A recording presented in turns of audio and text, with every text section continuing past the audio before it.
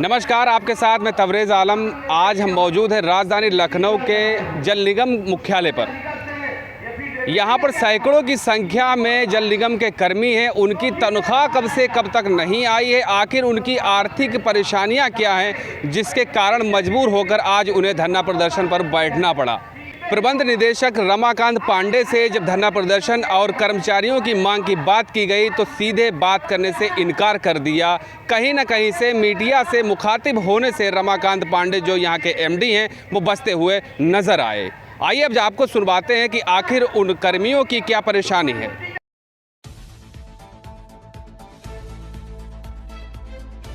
हमारे साथ में यहाँ पर महासचिव AK सिंह मौजूद हैं। इनसे जानेंगे कि आखिर क्या बात मांगे हैं और क्या समस्याएं मुख्य हैं। सर बताइए। हमारी समस्याएं जिनके लिए हम 3 दिवसीय धरना दे रहे हैं जी, वो पहले तो भूख से संबंधित है जी। जल निगम नगरी के 10,000 कर्मियों को पिछले 5 महीने से वेतन और पेंशन नहीं मिला है जी। हमारी समस्या है कि हमारे 500 परिवार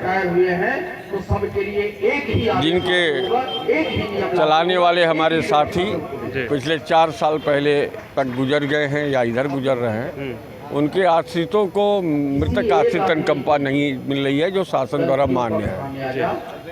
हमारी समस्या ये है कि हमारे फील्ड कर्मचारियों के 4,141 लोगों को गैर नियमित तरह से, गैर संवैधानिक तरह से टोटली तानाशाही करते हुए, जो पूर्व में नियम था 5 साल बाद नियमित करने का, उसको धता बताते हुए 2011 से नियमित करके, जो 1985, 84, 87, 90 में ज्वाइन किया है, उसको 2021 से नियमित कर 2011 से नियमित करते हुए उनकी सेवा संबंधी मामले, उनका वेतन आधा हो जाना, वो पेंशन में कहीं से नहीं आ पाएंगे क्योंकि 2011 से नियमित कर रहे हैं, वो 2084 से नौकरी कर रहे हैं, 2085 से नौकरी कर रहे हैं, तो न तो वो नई पेंशन स्कीम में रह जाएंगे क्योंकि उनका अंशदान नहीं जमा होगा, और न तो वो पुरानी पेंशन में रहेंगे। तो वो सर जी, और वेतन की कटौती हो रही है। उसके बाद हमारे कई साथी कार्यों के रहने के बावजूद और उसके सुपरविजन में के लिए स्टाफ की कमी के बावजूद बॉडी शॉपिंग के तहत दूसरी जगह भेज दिए गए। उनमें से कई लोगों को जैसे यहाँ से रिलीव कर दिया, वहाँ ज्वाइन नहीं करा, फिर लौट के आए, यहाँ काम कर रहे हैं और उनके बाध्य प्रतीक्षा काल का वेतन नहीं मिल रहा है। 2.5 लाख करोड़ के घाटे में रहने के बावजूद UPPCL पावर कॉरपोरेशन अपने पेंशनरों को ट्रेजरी से पेंशन दे रहा है, हमें नहीं दे रहा। हमारी डिमांड है, हमारी मांग है 7वां वेतनमान। भारत सरकार 8वां वेतनमान लगा रही है, हम 6ठे वेतनमान में हैं। उसका भी 246% DADR होता है, जिसकी हमसे 212% मिल रहा है। वो तो रहते हुए 7वां वेतनमान हमें पैसा रहने के बावजूद नहीं मिल रहा है। हमारे साथ कैशलेस व्यवस्था नहीं लागू है, चिकित्सा प्रतिपूर्ति में बहुत टाइम लगता है, पैसा नहीं रहता है, आदमी इलाज के अभाव में मर जा रहा है। अभी परसों हमारे एक साथी भर्ती थे हॉस्पिटल में, वास्तव में इलाज नहीं कर पाए और परसों रात को गुजर गए। तो ये जो स्थितियाँ हैं हमारे यहाँ, जो सबसे बड़ी स्थिति है कि आगे जल निगम को काम करने के लिए इनके पास कार्मिक नहीं है, तकनीकी स्टाफ नहीं है। हजारों करोड़ का काम करने के लिए मात्र 250 जूनियर इंजीनियर, जबकि हमको 5,000 जूनियर इंजीनियर चाहिए। हमको 1,000 असिस्टेंट इंजीनियर चाहिए, जिसके अगेंस्ट एक भी नहीं है। और यहाँ पे प्रशासन में जो तकनीकी अभियंता को बैठना चाहिए MD के रूप में, वहाँ IAS बैठा दिया। 2021 में जल निगम को बेहतर बनाने के लिए इन्होंने 2 भागों में बांट दिया। तब हमारी 2-3 महीने की पेंशन और वेतन बकाया रहती थी, और अब 5 महीने बन गई बेहतरी के नाम पर जल निगम को अलग करने में। ये सब हमारी समस्याएँ हैं, हमारी सुनने को कोई तैयार नहीं है। अभी आपने जो अंदर बैठे आला अधिकारी, उनसे बात की? हमारा अधिकारी से बात नहीं करेंगे। एक सुखद संकेत है कि प्रबंध निदेशक नगरी ने हमें वार्ता के लिए आमंत्रित अभी किया है। अभी जस्ट आपसे मैं वहीं उनका फ़ोन आया था तो मैं बात कर रहा क्या नाम था? रमाकांत पांडे जी। हम लोग तो जब रमाकांत पांडे जी के पास गए तो उन्होंने कहा कि हमारी ही सैलरी नहीं आई, हम इन लोगों की समस्या कैसे खत्म करेंगे? हम तो उन्हीं के लिए लड़ रहे हैं। अच्छा, हम उत्तर प्रदेश जल निगम में कार्यरत कार्मिक और पेंशनर की तनख्वाह के लिए लड़ रहे हैं। उसमें रमाकांत पांडे भी हैं, उसमें हमारे छोटे कर्मचारी जो जिनको कहा जाता है वो है। तो ज्ञापन अभी किसको देंगे? लड़ रहे हैं भाई। आज तीसरा दिन है, आज ज्ञापन किसको देंगे? हम ज्ञापन माननीय मुख्यमंत्री जी को देंगे। हाँ। पुलिस आयुक्त महोदय से बातचीत हो गई है, 4 बजे हम उनको ज्ञापन देंगे। हमारा ज्ञापन वो लेने आएंगे, हम उनको मुख्यमंत्री जी को ज्ञापन देंगे। ये मुख्यमंत्री जी को दिया जाने वाला 10वां ज्ञापन है। अच्छा, ज्ञापन मुख्यमंत्री अभी आपने 10 बता रहे, 10वां ज्ञापन है, जो शेष 9 ज्ञापन पीछे कह रहे उस पर क्या अमल हुआ था? तो हमारे संगठन ने दिए हैं, मोर्चे ने 1 साल में 3 ज्ञापन मुख्यमंत्री जी को दिए। हमने 1 हफ्ते में 2000 पत्र मुख्यमंत्री जी को लिखे। क्या समस्या का समाधान हुआ? इतने पत्र, इतने तीसरी बार ज्ञापन 1 साल में कर रहे 2 महीने 3 महीने का पेंशन बकाया था, 5 महीने का हो गया है। मतलब इससे पहले जो ज्ञापन आपने दिया समाधान नहीं हुआ था उससे? अगर हमारा समाधान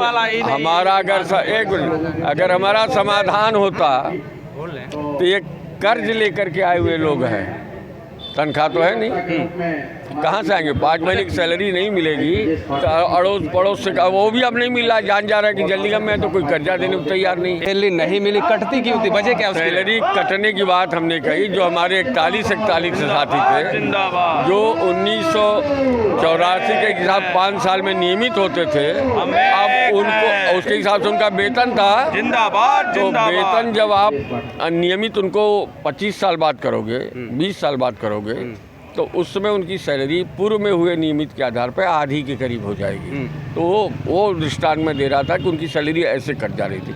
जल निगम में आपने बताया कि कई कर्मी अभी स्टाफ नहीं है, तो भर्ती कब से नहीं हुई? भर्ती हमारे यहाँ 2017 में हुई थी लास्ट, इंजीनियर्स की और असिस्टेंट इंजीनियर्स की, जूनियर इंजीनियर की और बाबुओं की। उन सारे लोगों को निकाल दिया गया। वो अभी हमारी एक समस्या है, मैं भूल गया था, आपने याद दिलाया। 2017 में जो हमारे यहाँ 1300 लोग भर्ती थे, उनके ऊपर ये आरोप लगाते कि ये भ्रष्टाचार से आए हैं। क्योंकि आजम खान साहब के समय भर्ती हुई थी तो उनको निकाल दिया गया। माननीय मुख्य न्यायाधीश DY चंद्रचूड़ साहब ने कोर्ट में बयान दिया था कि सर्विस सेक्टर के, खासतौर पे गवर्नमेंट सर्विस सेक्टर के लोगों के बीच में अगर प्रशासन और कर्मचारी में कन्फ्लिक्ट होता है और प्रशासन और कर्मचारी आपस में आउट ऑफ कोर्ट सेटलमेंट कर लेते हैं तो कोर्ट को इससे कोई तराजी नहीं है। यहाँ पे एक बड़ी, चूँकि समस्याओं को टालने की कोशिश करते हैं तो बातें ही नहीं करते, तो कोर्ट में जाने को तो तत्काल वो अपना ब्रह्मास्त्र बना लेते हैं कि भैया ये मामला कोर्ट में, हम नहीं करेंगे। आप हमसे बात करो, हो सकता है हमारी बात आपके समझ में नहीं आई हो, आपने आदेश कर दिया, हमसे बात करो तो हम आपको बताएं ना कि आपका आदेश कैसे गलत है। हमारे पास तथ्य है। केदारनाथ त्रिपाठी है सर। क्या मुख्य समस्याएं जो आप लोग यहाँ पर सैकड़ों की संख्या में आए हैं? जैसे 4141 की सबसे बड़ी समस्याएं हैं। आज उनकी वेतन काट के, जो वेतन थी वो काट के उन्हें छोटी कर दी गई है, जो इतनी हो गई है कि परिवार वो जिला नहीं सकते हैं। ये हमारे जल निगम की समस्याएं हैं। ये सबकी समस्याएं हैं। जो कुछ महिलाएं बैठी हैं जो मृतक आश्रित में हैं, जो उन्हें अभी परिवार के लिए कुछ मिल नहीं सकता है, वो उनकी भोसड़ कैसे किया जाए वो तो उनके परिवार से पूछ सकते हैं, उनकी दर्द वो समझ सकते हैं। लेकिन ये सरकार सबका साथ सबका विकास करना चाहती है, लेकिन हमारे जल निगम प्रशासन क्या कर रहे हैं क्या नहीं कर रहे हैं, ये सिर्फ कर्मचारियों पे जा रहे हैं। 4141 की समस्याएं हैं, उनकी वेतन काट दी गई। जिसको 10 रुपये मिलते थे वो उनको काट के 5 रुपये कर दे रहे हैं। 40 साल नौकरी की है, उनको पेंशन नहीं चाहिए। 10 साल वाले करने वाले पेंशन ले रहे हैं। सबको पेंशन दी जा रही है। सरकार कहती है कि सबका साथ सबका विकास, लेकिन यहाँ पेंशन के लिए कह रहे हैं कि नहीं है। क्या नाम है आपका? अरुण कुमार श्रीवास्तव। क्या कुछ कहते हैं जो धरना प्रदर्शन 3 दिन से चल रहा है, ऐसी हुकूमत, ऐसे शासन प्रशासन, ऐसे अधिकारियों के बारे में? देखिए ऐसा है, जो ये रिटायर IAS बैठा ले गए विभागों में, इनका पूरा जो है कार्यकाल जो है डायरेक्ट मुख्यमंत्री से अटैच। ठीक है। कर्मचारियों के नियम कानून, विभाग के बनाए हुए नियम कानून को कतई नहीं मान रहे हैं। सन 88 से हम नौकरी कर रहे हैं कंटिन्यू। अब 1 साल रिटायरमेंट रह गया है। अब कहते हैं तुमको 4141 में कर देंगे। विभाग ने जो नियुक्ति की है वो त्रुटिवश हो गई। आप बताइए 5-6 हज़ार कर्मचारियों का बोर्ड मीटिंग जो जल निगम है क्या गलत निर्णय लेती? 95 नियमित किया गया हमको, 94 में लोगों को नियमित किया गया, 93 में नियमित किया गया, 92 में नियमित किया गया। अब अचानक एक नया आदेश लागू कर दिए कि वो त्रुटिवश हो गया। अब आपको 11 से नियमित किया जाएगा, 11 से आपको तनख्वाह दी जाएगी, 11 से आपका एग्रीमेंट लगेगा, 11 से ये होगा। अब बताइए, ना हमको GPF हमारा बंद हो गया और ना हमको वेतन मिल रहा, आधा वेतन। अब ऐसे जो आपने बताया, अभी बताया कि जो IAS बैठा ले गए रिटायर्ड वाले, यहाँ पर टेक्निकल होना चाहिए तो जो आपकी बातों को समझ सकता है, क्या ऐसा कुछ साठ गांठ नहीं है? हमारे विभाग का ही बैठता था IAS पुराना, जो हमारे विभाग के अधिकारी लोग होते थे वो MD बनता था और IAS एक बैठता था, विभाग से ही अटैच होता था। वो सब चीज़ों को विभाग की पूरी जानकारी हो, उसको पूरी विभाग की जानकारी थी। हमारे कितने कर्मचारी हैं, क्या नियमों का उल्लंघन, कोई भी ऐसा आदेश या नियम नहीं है संसार में कि जो आदमी 40 साल रेगुलर नियुक्ति करे। 2005 में तो पेंशन बंद हो गई, ठीक है, लेकिन उससे पहले जो 88 से 86 से 85 से विभाग में मास्टर रोल पे रहे, 5 साल विभाग ने नियमित कर दिया, उसको समझ सुविधाएं दी गई। उसके बाद अचानक ये आदेश निकाल दो, कितना बड़ा धक्का। हमको 5 रुपया मिलता, हम 5 रुपये अपने बचपन से पालन पोषण करते। अब हमारी समस्याएं कितनी हो सकती है इस उम्र में, आप समझ सकते हैं। पैर से मैं विकलांग आदमी हूँ, इलाज भी नहीं करा पा रहा हूँ, सब चीज़ें हैं। तो और भी ये बातें हम दिखाना चाहेंगे कि यहाँ पर जो भैया खड़े धरना प्रदर्शन मुख्यालय पे जल निगम मृतक आश्रितों को लेकर, नियुक्ति को लेकर भैया क्या कहना चाहते हैं? सर जी 3-3.5 साल से नियुक्ति नहीं हुई है और हम लोग बहुत परेशान हैं और हर बार जो है 2-3 साल से आश्वासन दिया जाता है कि देखते हैं, करेंगे, कभी बोर्ड में जाएगा, वो होगा, ये होगा, लेकिन हमारा कुछ नहीं हो रहा और पेंशन भी नहीं है सर जी। इस अवस्था में परिवार का भरण पोषण कैसे करते हैं जहाँ पर सैलरी नहीं आ रही, घर का खर्चा कैसे चल रहा है? ये उधार ले लेते हैं, उधार ले लेके चला रहे हैं कि किधर से भी काम चला के, कभी कल नौकरी लग जाएगी, कल ये उम्मीद है, उस चीज़ पे ऐसा हो रहा है। जो महिलाएं हमारे साथ में यहाँ पर हैं, ये बहुत ही अहम, ऐसे शासन प्रशासन और ऐसी व्यवस्था के ऊपर बहुत ही बड़ा सवाल होता, चिन्हित होता है कि जब महिलाएं धरना प्रदर्शन में शामिल हो जाएं अपनी मांगों को लेकर, तो आखिर ऐसी हुकूमत, ऐसे प्रशासन की लापरवाही कैसे सामने आएगी? यही बात करने के लिए हमारे पास यहाँ पर बहन है। क्या नाम है आपका? सर शिल्पी वर्मा। शिल्पी जी बताइए, क्या धरना प्रदर्शन में आप बैठे हैं, तीसरा दिन है, आपको लगता है कि आपकी समस्या का समाधान अंदर बैठे अधिकारी कर पाएंगे? सर कोशिश तो यही है कि कर लें, अच्छी बात है। काफ़ी हम लोग बहुत परेशान हैं, रायबरेली से आए हुए हैं, बराबर छोटी बच्ची भी है मेरे साथ और अंदर कोई सुनवाई नहीं हो रही है। बाहर मतलब डेली आना जाना, 3 साल सर हो गए भटकते 3 साल से बराबर आना जाना। अभी तो 3 दिन से छोटी बच्ची को लेकर रायबरेली से आना जाना, अप डाउन कर रहे हैं बराबर। आपके नज़रिए से बेहतर क्या होना चाहिए? सर अनुकंपा नियुक्ति हो जानी चाहिए, जल्द से जल्द हो जानी चाहिए। पहले तो साल भर से निलंबित कर दिया था, नहीं हो रही थी, फिर उसके बाद वो इंतजार कर लिया कि चलो साल भर कैसे निकल गया, अब तो कर दें, अभी नहीं कर रहे हैं, बराबर 2 साल तो पूरे हो गए। बेटे इनसे जानने की कोशिश करते हैं। क्या नाम है आपका? मेरा नाम है बहुत परेशान हूँ 3 साल से, और 3 साल से भटक रहा हूँ, कोई यहाँ पे सुनने वाला नहीं। हालांकि उनका कुछ कह रहे थे कि आप लगातार इतना समय हो गया, अभी तक 3 साल हो गए हैं सर, 3 साल से भटक रहा हूँ मैं, चक्कर काट रहा हूँ, यहाँ कोई सुनने वाला नहीं है। तो आज के आज आखिरी दिन है आपका धरना प्रदर्शन का, सुनेंगे? नहीं मर के जाएंगे साहब, कुछ है ही नहीं हमारे पास, जान के अलावा कुछ नहीं है, यही मरेंगे साहब, और कुछ नहीं है साहब। क्या करेंगे बताइए आप, कुछ है ही नहीं हमारे पास। तो इस अवस्था में कैसे परिवार का भरण पोषण करते हैं? कैसे करते हैं? मजदूरी करते हैं साहब। बच्चों को लिखाते पढ़ाते कैसे?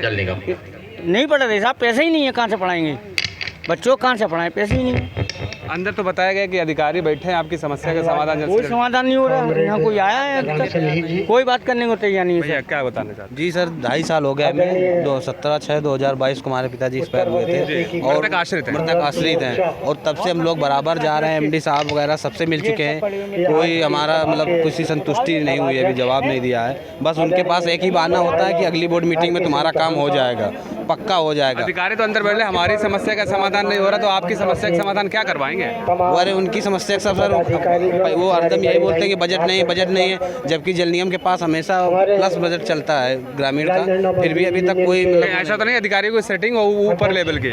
अब ये वही जान सकते हैं, उसके बारे में हम नहीं कुछ कह सकते। मगर हाँ ये है कि हम लोग काफ़ी समय से दौड़ रहे हैं, पैसा नहीं है। 3 दिन से हम लोग यहीं पड़े हुए हैं। आज तो खाना वाना भी नहीं हम लोग खा पाते, मगर चाहे 3 दिन से कोई हालचाल पूछने नहीं आया? कोई नहीं आया, कोई जवाब देने नहीं आया कि कैसे हो, खाना चाय पिया, कोई कुछ नहीं। वो है बात करने के लिए तैयार नहीं हम लोगों से, और मांग क्या वही पूरी करेंगे। 2.5 साल तो बराबर दौड़ा। अभी फिर बात हुई, अभी उस दिन लोग मिले, बोले कि जो बोर्ड मीटिंग होगी उसमें तुम्हारी मांग रखी जाएगी। अब देखो क्या होता है। और भी भैया हमारे साथ में है, क्या नाम है आपका? मेरा नाम है ब्रजेश कुमार यादव। कहाँ से आना हुआ है? बलिया से आए हुए हैं। बलिया? हाँ, हमारी मांग है अनुकंपा नियुक्ति की जाए। हम 2.5 से 3 साल से भटक रहे हैं। मेरे पिताजी में उसमें जल निगम में कार्यरत थे, वो ख़त्म हो गए। हम भूखमरी के कगार पाए, हमें भैया आप कहाँ से आए? सर मैं लखनऊ से हूँ जी। सर मेरे सर पिताजी का जो है डेथ हुई थी सर, जो है 4 साल हो गए, अभी तक नियुक्ति का कोई बना नहीं है। और अधिकारी से मिलने जाओ तो वो कहते हैं कि जो है हाँ काम चल रहा है, मगर अभी तक कोई जो है उम्मीद नहीं है। और आगे जो है यहाँ 3 दिन से हम लोग यहाँ बैठे हैं, कोई अधिकारी बात करने नहीं आया है कि कोई समाधान के आगे बात करे। तो हम लोग जो है बहुत उदास हैं कि हम लोग की बस यही जो है मांग है कि हम लोग को जल्द से जल्द नियुक्ति दे दे। बहुत परेशान है हम अंदर लोग। बैठे अधिकारी तो कह रहे हैं हमारी तनख्वाह नहीं आई, हमारी समस्या का समाधान नहीं हुआ, तो आपकी समस्या का समाधान कैसे करवाएं? जो हम लोग के सर जो अधिकारी यहाँ पर वो तो सब जानते हैं कि आपके एमडी कह रहे हैं जो गंगवार साहब अंदर बैठे हैं जी। अब पता नहीं सर उनका क्या है, मगर हम लोग जो परेशान, हम लोग अपने परेशानी यहाँ रखने आए हैं। सर क्या नाम है? डॉक्टर वेद प्रकाश श्रीवास्तव। आज जो तीसरा दिन है धरना प्रदर्शन का, हमारे ख्याल से आज अंतिम दिन है, तो क्या लगता है कि आप लोगों की जो बातें हैं, जो मांगे हैं, जो आप लोगों की आर्थिक समस्याएं, उनको सुना जाएगा? नहीं, क्योंकि प्रशासन आईएएस का है। आईएएस प्रशासन जो है वो ज़मीनी हकीकत को नहीं समझता है। 4-6 महीने के लिए आता है, चला जाता है। पहले यहाँ का प्रशासन एमडी चीफ इंजीनियर हुआ करता था, इंजीनियर हुआ करता था, जो असिस्टेंट इंजीनियर से लेके executive engineer, superintendent engineer, chief engineer और एमडी बनता था, तो उसको सारी समस्याएं मालूम रहती थी, सबके संपर्क में रहते थे, भावात्मक संबंध रहता था। और आईएएस प्रशासन खाली एडमिनिस्ट्रेशन जानता है, वो वेलफेयर स्टेट का कंसेप्ट नहीं समझता। इसलिए जो समस्याएं हैं उस पर 3 दिन हो गया है, बस आप बैठे रहिए, बोलते रहिए, कुछ हो जाए, गोली चल जाए, लाठी चल जाए, कुछ भी हो जाए, इनके ऊपर फ़र्क नहीं पड़ता है, क्योंकि जानते हैं कुछ नहीं होगा। इसलिए यहाँ लोग बैठे हैं, अपनी बात कह रहे हैं। आप देखिए सामने महिलाएं बैठी हैं, इनके हस्बैंड ख़त्म हो गए हैं, न उनको कुछ मिला न इनको कुछ मिल रहा है। 41 से 41 को मैं विशेष रूप से कहूँगा, फील्ड स्टाफ से 41 से 41 लोगों की सीनियरिटी 9 साल एक झटके में ख़त्म कर दी गई। वो 91, 92, 93, 94, 95 में रेगुलर हुए थे, जिनको 5 साल पूरा हुआ था। ये एक्ट के अधीन था मायावती जी के ज़माने में। इन्होंने उसको जो है 91, 92, 93, 2011 कर दिया, और उसी के अनुसार से इन्होंने कटौती कर लिया इनकैशमेंट में, ग्रेच्युटी में, और पेंशन किसी को नहीं दिया। इनकी मुख्य नियत ये है कि जो 2004 से पेंशन ख़त्म हुई है, किसी को भी पेंशन न दिया जाए। मुख्य बात यहाँ है एक, और दूसरी बात ये है, इन्होंने जल निगम के जो सारे कार्य हैं अब ये ठेकेदार के माध्यम से कराते हैं। गुणवत्ता का कोई बात नहीं है, कोई चेक नहीं कर सकता। जितने उस इलाके के जितने भी गुंडे बदमाश हैं उनको ठेकेदार बना दिया जाता है, उनके कोई मॉनिटरिंग नहीं हो सकती। और एक बात मैं कहना चाहूँगा कि जिस पे शासन भी बड़ी वाहवाही करता है कि हमने घर घर नल से जल कर दिया गया है। अगर आप गांव में हैं, किसी गांव में जा देख लें, ये लोग सिंपली लाइन खोद करके और एक खड़ा कर देते हैं। कभी भैंस तोड़ देती है, कभी गाय तोड़ देती है, कभी उखाड़ करके लोग छोनी बना देते हैं। पूरी की पूरी योजना, कागज़ में तो सारी योजनाएं पूरी हो रही हैं, लेकिन ज़मीन पे वो योजनाएं बिल्कुल फ्लॉप रहेंगी। और उसका सारा जो आएगा वो जांच होगी, वो यहाँ के इंजीनियर्स पे होगी। ये भविष्य का खतरा इनकी वजह से पैदा हुआ है कि पूरी गुणवत्ता जो है कार्य की, क्योंकि कोई ठेकेदार की कोई अकाउंटेबिलिटी नहीं होती। काम किया चला गया, वो चाहे पुल गिर जाए चाहे टंकी गिर जाए, उससे कोई मतलब नहीं होता। लेकिन अगर इंजीनियर काम करता है तो रिटायर तक उसकी पेंशन से कटौती कर ली जाती है। वो अकाउंटेबिलिटी ख़त्म हो गई है, जो सबसे बड़ा कारण है। और जो जल निगम को 2 भागों में बांट दिया गया है, एक भाग तो जल जीवन मिशन की वजह से वेतन पेंशन दे देता है, लेकिन जो दूसरा हिस्सा है अर्बन वाला, वो 4-4, 5-5 महीने वेतन पेंशन नहीं दे पाता है। पहले जब एक था तो पैसे डाइवर्ट करके सबको पेंशन वेतन मिल जाता था। ये हमारी जो समस्याएं मूलभूत इन्होंने पैदा किया है, और चूँकि ये निर्णय इन्होंने शासन से कराया है तो शासन के निर्णय जल्दी पलटता नहीं है। आप कुछ भी यहाँ हल्ला करते रहिए, कोई फ़र्क नहीं पड़ता है। ये है असली। क्या कुछ कहना चाहते हैं? आपको लगता है कि समस्या का समाधान होगा? समस्या का समाधान होता दिख नहीं रहा है, इसलिए कि ये लोग IAS हैं। दर्द टेक्नोक्रेट को होता है, ब्यूरोक्रेट को नहीं होता। तो काफ़ी पढ़ा लिखा होता है, समस्या का समाधान तो चुटकियों बजाते कर दे। नहीं, IAS कर सकता है, करना नहीं चाहता, फंसाना चाहता है, उलझाना चाहता है, निपटाना नहीं चाहता। मुख्य समस्या ये है, जो सबसे कमज़ोर वर्ग है, जो सामने बैठा है, इनको मतलब पेंशन नहीं मिल रही है, इनका वेतन नहीं मिल रहा। ये कैसे होंगे? आप इनकी कल्पना भर से आपके रोए आप खड़े हो जाएंगे। ये कितनी बड़ी विडंबना है। हम लोग मान लीजिए 5 महीने में पा जाएंगे, 6 महीने में पा जाएंगे, इनको तो मिलना ही नहीं है। इन गलत ढंग से रोका गया है। ये तो आप क्या कहना चाहेंगे? जो अधिकारी अंदर IAS बैठाले गए हैं, वहाँ पर टेक्निकल होना चाहिए, जो मजबूती से गहराई से लोगों की समस्या को समझता, वो अधिकारी होना चाहिए, या ये रिटायर्ड वाले? टेक्निकल रहते थे, हमारी वो जानकारी थी, वो हमारी बात सुनते थे। ये प्रशासन के हैं, इनको पहले तो जल निगम के बारे में जानकारी नहीं है कि कैसे हमारी ये इंजीनियर ही पानी होनी कितनी अच्छी इलाहाबाद में महाकुंभ चला, कितना बढ़िया व्यवस्था करके दिया गया, इनको क्या अनुभव है। लेकिन ज़बरदस्ती थोप दिए गए हैं, जिसके वजह से काम रहते हुए इतना पैसा है अमृत जोन का, उसके बाद काम नहीं करा पा रहे हैं। और काम नहीं करा पा रहे हैं तो हमको वेतन नहीं मिल रहा है 5 महीने से। हमारी अनुकंपा नियुक्तियाँ ये बैठी हैं, अनुकंपा नियुक्ति नहीं हो पा रही है 5 महीने से। अब सोच लीजिए, जिनको वेतन और पेंशन नहीं मिलेगा वो कैसे परिवार का भरण पोषण कैसे करेगा? अनुकंपा नियुक्ति नहीं कर रहे हैं 4 साल से, इनको पेंशन भी नहीं मिल रही है, इनके लड़कों को नौकरी नहीं मिल रही है। ये दूसरे घरों में चूल्हा दूसरे घरों में चूल्हा बर्तन करने को मजबूर हो गई हैं। जो 36 साल से विभाग की सेवा की है, उनको पेंशन न दिया जाए। सबको पेंशन आप दे रहे हो, विधवा दे रहे हो, वृद्धा दे रहे हो। जो 36 साल आपके जल निगम में मेहनत से काम करके लोगों को पानी पिलाया, उसको आप पेंशन नहीं देंगे तो कैसे चलेगा? ये कहते तो हैं कि सबका साथ, सबका विश्वास, सबका विकास, लेकिन हमारे सबसे निचले तबके के लोग इतना परेशान हैं कि अब सरकार से ऊब गए हैं। क्या कहा जाए? और ऐसे यहाँ मैनेजमेंट के लोग बैठे हैं कि हमारी बात सुनने को तैयार नहीं है। वही इंजीनियर MD हुआ करता था, हमारी बात को सुनता था, सब कुछ करता था। सर क्या कहते हैं कि जी बताइए। और समस्या है वो ये है कि पैसा तो यहाँ पड़ा है, लेकिन स्टाफ नहीं है, टेक्निकल इंजीनियर नहीं है, ये अपॉइंटमेंट कर नहीं रहे हैं। भर्ती कब से नहीं हुई है? भर्ती का तो पता नहीं कब नहीं हुई। 84-85 भर्ती जो हुई उनको भी अरे वो तो हुई थी 17 में, निकाल दिया। तो उसको नल एंड वाइड है, 84-85 के बाद कोई भर्ती नहीं हुई, कह रहे हैं सब रिटायर हो रहे हैं ना, तो अब बच कौन रहा है? अरे जो स्वीकृत पद हैं उनमें जो घटते जा रहे हैं, रिटायर होते जा रहे हैं, उनकी जगह पोस्टिंग करो ना।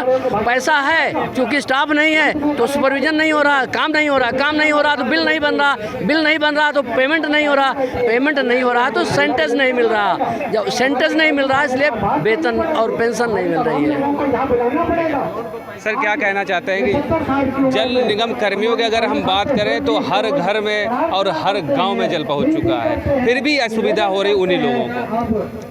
भाई सवाल ये है कि सबका विकास सबका क्या है, हमें समझ में नहीं आ रहा है। अब तो हम लोगों का ये है कि आज आखिरी दिन है धरना प्रदर्शन का, उसके बाद हम लोगों को करो या मरो वाली लड़ाई लड़नी है। अगर आपका आज समाधान नहीं हुआ, जो आश्वासन आपको दिया जाएगा, देने वाले जो अधिकारी आपको बुलाएंगे, समस्या का समाधान नहीं हुआ, आगे का क्या स्टेप होगा? आगे हम लोगों ने आगे मीटिंग होगी, रणनीति बनेगी। ये है कि अब की फैसला करा के रहेंगे और लिखित में ये लोग आश्वासन तो दे देते हैं, मौखिक आश्वासन दिए, उसके बाद बात गई रात गई। अब की तो ये है कि बिल्कुल अंतिम चरण तक लड़ाई होगी और जो भी फैसला होगा सब लिखित में लिया जाएगा। तो वही आपको हम बताना चाहेंगे कि लगातार हम मेरे पीछे जो देख रहे हैं ये सैकड़ों की संख्या में यहाँ पर प्रदेश भर से जो लोग आए हैं, आखिर इनकी समस्या का समाधान कैसे होगा? एक तरफ मृतक आश्रित, एक तरफ पेंशन नहीं आ रही, एक तरफ जो है समय से सैलरी नहीं आ रही। इस अवस्था में यहाँ पर जो कार्यरत जो कर्मी हैं वो अपने परिवार का भरण पोषण कैसे करेंगे? लगातार अधिकारियों के द्वारा जो लापरवाही है वो सामने आ रही है। यहाँ पर जिन टेक्निकल अधिकारियों को अपने पदभार संभालना चाहिए था, वहाँ पर कुछ रिटायर अधिकारियों को बैठा कर सिर्फ खाना पूर्ति करने का जो लगातार कर्मियों की तरफ से कैसा कहना है वो काम किया जा रहा है। अगर लगातार ऐसे रहा तो वो दिन दूर नहीं होगा जो करो या मरो पर लोग उतारू हो जाएंगे। कैमरा पर्सन दिव्यांश श्रीवास्तव के साथ तबरेज़ आलम, लखनऊ।